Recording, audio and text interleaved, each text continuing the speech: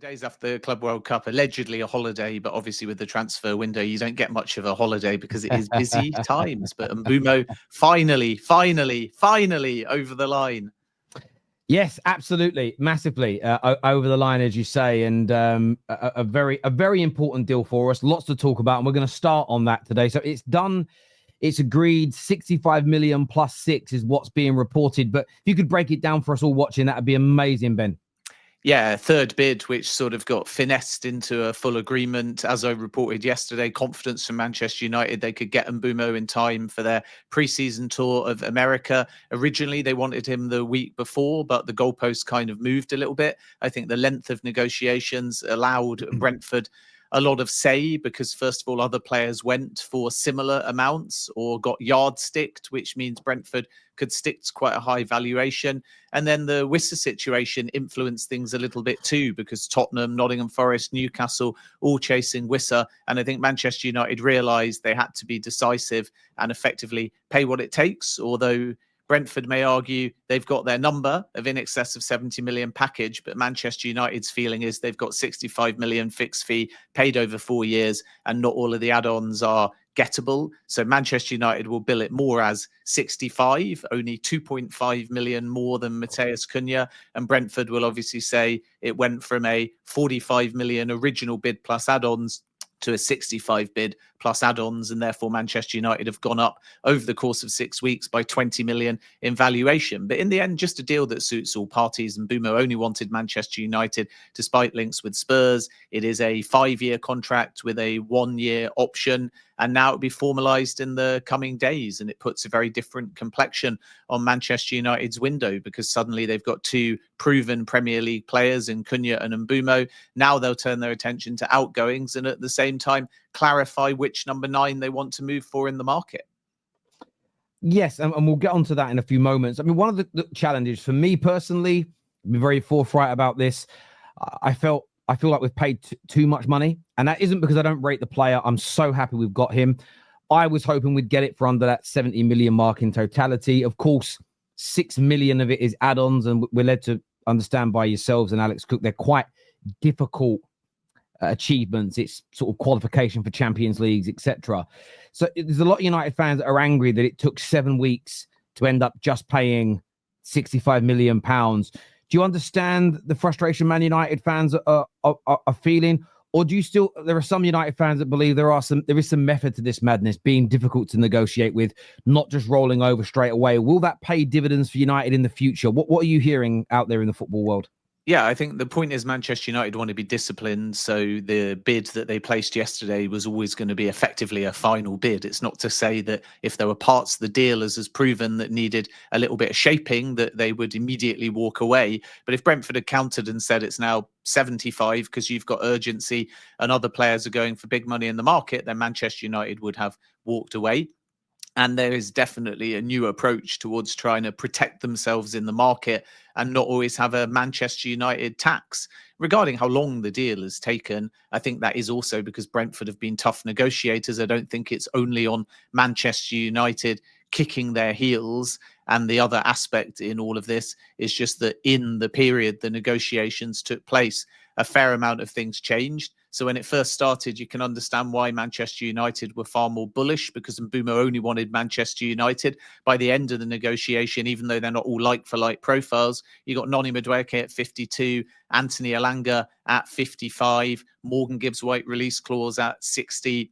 So there is a push sometimes from selling clubs to ask for a little bit extra, knowing there's other targets out there either available or locked in deals that you can point to. Then add the fact that Wissa suddenly was getting approaches, and Brentford's desire is not to lose Wissa and Mbeumo unless they get crazy money now for Wissa in the same window. So Manchester United didn't face competition, but then suddenly they did, through a very indirect way, but it still was competition because you have this mad race all of a sudden to try and get Mbeumo done quickly for pre-season and before anybody formally bids anywhere close to Brentford's valuation of Wissa. Otherwise, maybe there was a danger they accept Wissa first and then the Mbeumo deal becomes even harder. So urgency led to the deal eventually getting done quickly, and maybe Manchester United paying a little bit more than they first expected. But at the end of the day, once the season kicks off, and Bryan and Mbeumo plus Mateus Cunha are in Manchester United shirts, I don't think anyone will be talking about 6 weeks. And that's the point of the window.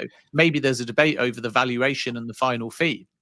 Bottom line, 2 proven Premier League goal scorers with quality that can slot straight in, and nobody wants the first ball is kicked of the new season is going to be saying, why did it take 6 weeks instead of 5 weeks? So this get it done today, tomorrow, the next day is kind of a social media narrative. And from the perspective of clubs, they do take a bit more time. Liverpool are in meticulous negotiations with Frankfurt. Everyone moaned and had a meltdown about Victor Gyökeres, which is still being finalized even now.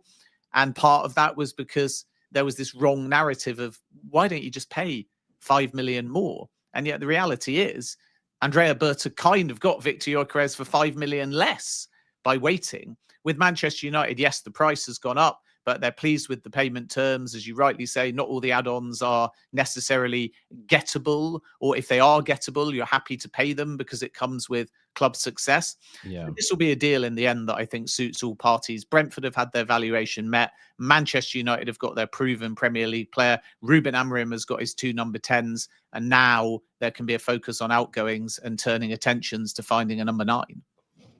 Look, and I think that's very important for me. Look, I'm frustrated with the timing.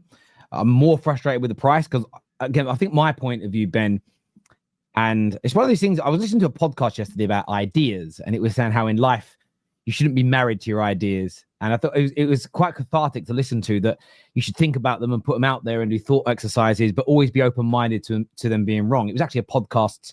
I listened to podcasts not about football. It was all about science, actually, and experiments. It was very, very interesting. And I thought a lot about my thought process and how much I want the right profile player, but the right profile of player first. Then I want it at the right price, because I think you'll agree with me on this. United have probably overpaid by 300 to 400 million pounds on players in the last decade, which partly leads to us having less money now. So I want us to get the players at the right price. But then I suppose that valuation is a little bit misleading, because we all, in my group chats for the Football Terrace, some people think he's not worth more than 50, some people think he's worth 80. So whose valuation do you go with? And then the timings of the deals, I want to see United get better. That all being said, if Mbeumo next season is put in, or Mbeumo, every day I get told something different, let's go with Mbeumo.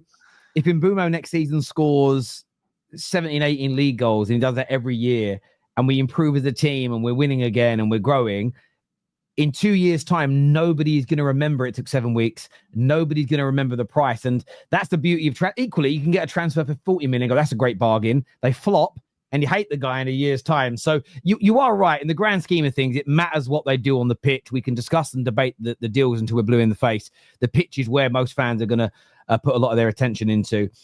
We have a super chat here, Ben, that says that, can you ask Ben to confirm the pronunciation of Mbeumo, please? Yeah, I mean, I say Mbeumo, and that's because there's a Premier League video from his time at Brentford at the beginning of last season where that is his pronunciation. I know those that live in Africa say there's kind of a W in there, so it's sort of Mbeumo, but I say Mbeumo because that is like for like how he pronounces it. Maybe he's anglicized it a bit in a video that he did for the Premier League, and now in a red shirt of Manchester United, he'll do the same. So when that video comes out, I might post it on social media. I understand there's about 1,000 different pronunciations. It's the same for Shesko or Sesko too, but I just listen to the player say it in the video, which is distributed to commentators that work within the Premier League. And ultimately, if the player wants it that way, then perfect. It was amusing to me when Sander Berge joined the Premier League, because he was asked by Burnley, what's the pronunciation? And he said Sander Berge. And then he did the Premier League video and he said Sander Berge.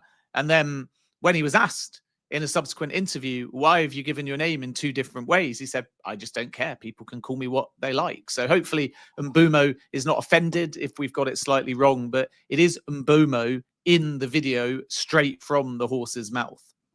I also think people got to understand the way people pronounce things, right? So different people, even just in England, the way somebody from Newcastle pronounces words compared to me, an uneducated Cockney from East London. Like when I say like Cole Palmer, or if I say Kyle, when I speak in my normal dialect and say both names sound the same, Kyle and Kyle, That's just how I took. Like that's why some people in the comments say, like I say Kyle and I say Cole.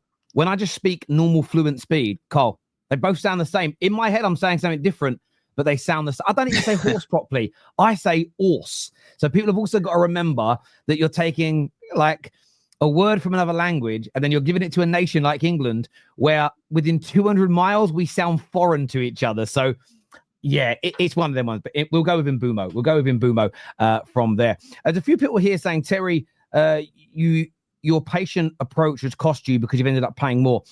Do you think Man United being patient has caused them to cost more?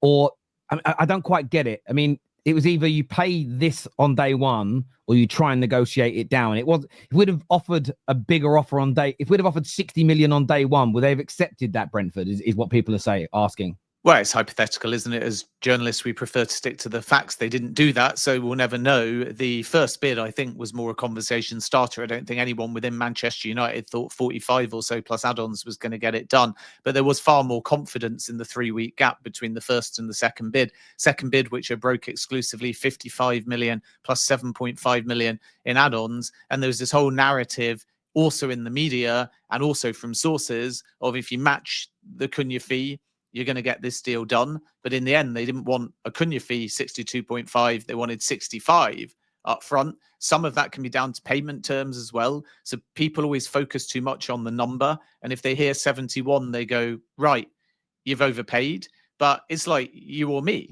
We might want to buy something expensive and spread it over 4 or 5 years. And actually, the extra cost in doing that makes it more palatable on the books. Or alternatively, there could have been a deal for 62.5 million, but maybe it required 3 payments like Matheus Cunha. Maybe it required 1 or 2 payments. So the structure for this deal, as I constantly say, I know I sound like a broken record, more important than the number, because fans cling to a number because it's black and white and they go, God, 71 million. How did we not get him for 65 million? But actually more important to that is, are your add-ons only going to be paid with success as opposed to a simple amount of appearances or goals? And then in addition to that, have you given a sell-on clause or not? Because that can be all money in your back pocket if there's no sell-on clause.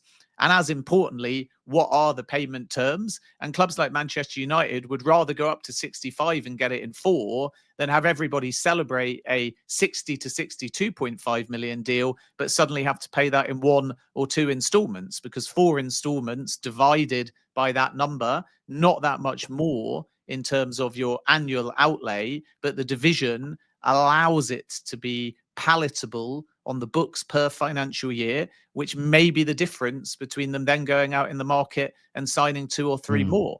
And if you look at them pushing this deal into the new financial year, Cunha's contract starts on the 1st of July. So the first of 3 installments to Wolves are also in this next financial year, 25-26. And that effectively means that Manchester United will be PSR compliant because neither of these fees have gone into the last financial year. And because they've got Matheus Cunha in 3 and Bryan and Mbeumo in 4, they still have a little bit of money to spend. So they're not necessarily going to have to wait for the outgoings. By the end of the window, they'll need those outgoings for sure to balance the books. But I don't sense now with these terms that Manchester United will definitively have to wait for your Rashfords, your Antonys and so on to go. I think they'll be able to now start moving on a number 9, feeling like for the right player, again on the right structure, they actually will have the finances to potentially do one more significant attack-minded signing between now and the beginning of the season. Makes sense to me, and I think the structured we spoke about it on the show many a times are such an important and key factor when it comes to the transfers. Now, thank you for explaining that to the viewers.